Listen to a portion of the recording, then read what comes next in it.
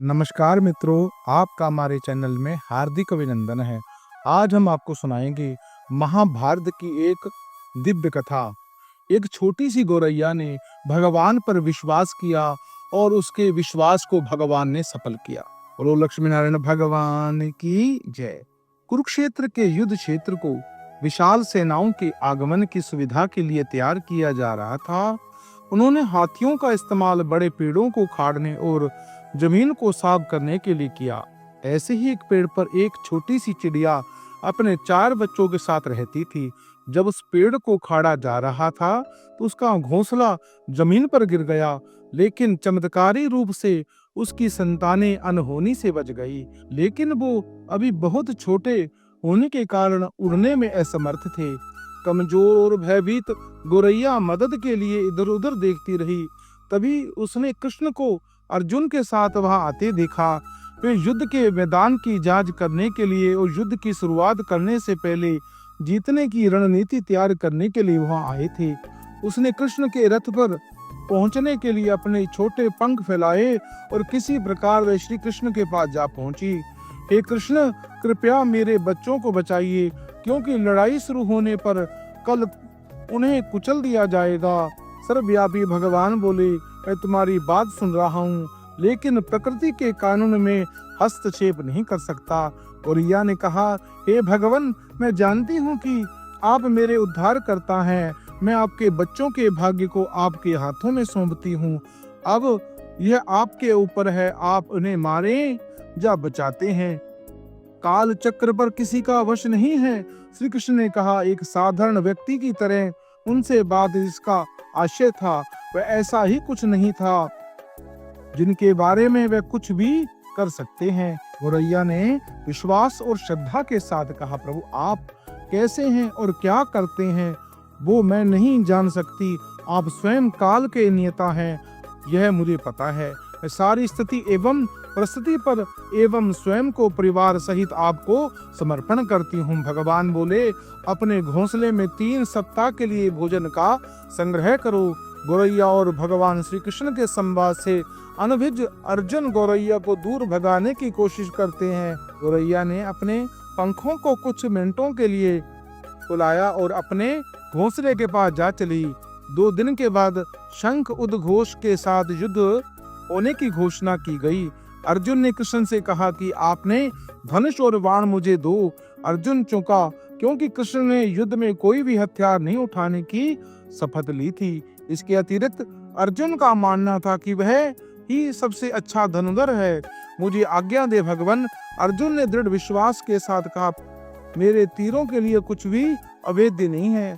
चुपचाप अर्जुन से धनुष को लेकर कृष्ण ने कहा, हाथी को निशाना बनाया, लेकिन हाथी को मार के नीचे गिरने से बचाया और तीर हाथी के गले की घंटी में जा टकराया और एक चिंगारी सी उड़ गई। अर्जुन ये देखकर अपनी हंसी नहीं रोक पाए कि कृष्ण एक आसान सा निशाना चूक गए। क्या मैं प्रयास करूं? उसने स्वयं को प्रस्तुत किया।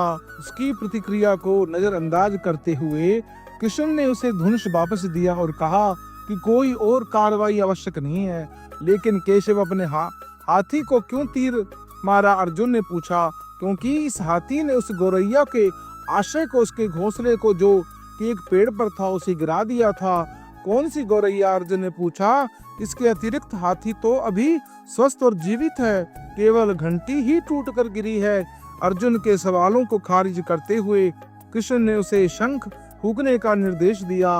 युद्ध शुरू हुआ। अगले 18 दिनों में कई जाने चली गई। अंत में पांडवों की जीत हुई। एक बार फिर कृष्ण अर्जुन को अपने साथ संदूर क्षेत्र में भ्रमण करने के लिए ले गए। कैशव अभी भी वहां थे तो उनके अंतिम संस्कार का इंतजार कर रहे थे। जंग का मैदान गंभीर अंगों को और सिर बेजान सीढ़ियों और हाथियों से कटा हुआ था। कृष्ण एक निश्चित स्थान पर रुके और एक घंटी जो हाथी के पांव पर बंधी थी उसे देखकर विचार करने लगे। अर्जुन, उन्होंने कहा कि क्या आप मेरे लिए यह घंटी उठाएंगे और इसे एक तरफ रख देंगे? निर्देश बिल्कुल सरल था, परंतु अर्जुन के समझ में नहीं आया। आखिरकार विशाल मैदान में जहां बहुत सी अन्य चीजों को साफ करने की जरूरत थी, कृष्ण ने उस धातु के एक टुकड़े को रास्ते से हटाने के लिए क्यों कहा। अपने प्रश्नवाचक दृष्टि से उसकी ओर देखा और यह घंटी कृष्ण ने दोहराया, यही वही घंटी है जो हाथी की गर्दन पर पड़ी थी, जिस पर मैंने तीर मारा था। अर्जुन बिना किसी और सवाल के भारी घंटी उठाने के लिए नीचे झुका। जैसे ही उसने उसे उठाया, उसकी हमेशा की तरह जैसे दुनिया बदल गई। 1 2 3 4 और 5 4 युवा पंछियों और उसके बाद एक गोरैया उस घंटी के नीचे से निकले।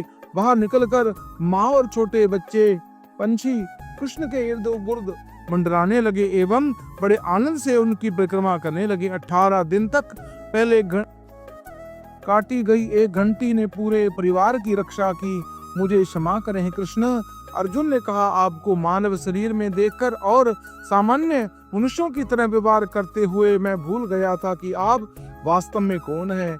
आइए हम इस तरह इस घंटी के नीचे विश्राम करें जब तक ये हमारी उड़ाई न जाए। जिस प्रकार गोरैया की उसके पंछियों की रक्षा भगवान ने की। मानव अगर भगवान पर विश्वास रखता है, भगवान की कृपा से उसके सारे कार्य सिद्ध होते हैं, क्योंकि मारने वाला है भगवान, बचाने वाला है भगवान। भगवान के बिना संसार में कोई एक पत्ता भी नहीं हिल सकता। हम अपने कर्मों को कैसे कर सकते हैं। हम अगर अपने आप को भगवान को समर्पित कर दें तो हमारा उसी में कल्याण है। मैं चिंता नहीं उसकी, उसे चिंता हमारी है। हमारे जीवन के रक्षक श्री बांके बिहारी हैं। मित्रों, भगवान की कृपा से यह प्रेरणादायक कथा अगर आपको अच्छी लगी हो, इस कथा को आप अपने इष्ट मित्रों से शेयर करें, पुण्य के भागी बने।